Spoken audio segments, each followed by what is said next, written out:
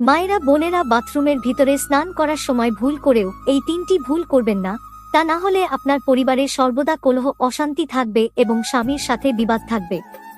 আগে জানার আগে মহাদেবের সকল ভক্ত যারা মহাদেবকে মনে প্রাণে বিশ্বাস করেন ভিডিওটিতে লাইক করুন এবং অনুগ্রহ করে কমেন্টে হর হর মহাদেব অবশ্যই লিখুন।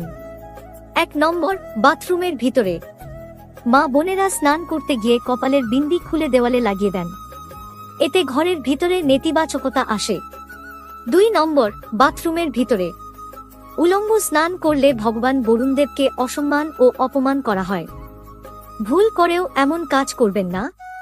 3 নম্বর, মায়েরা বোনেরা চিরুনি দিয়ে চুল আঁচড়ানোর পরে চিরুনিতেই ভাঙা চুল রেখে দেয় এবং ভাঙা চুল এখান সেখান গুজে পুটুলি করে রেখে দেন, এটা করা উচিত নয়।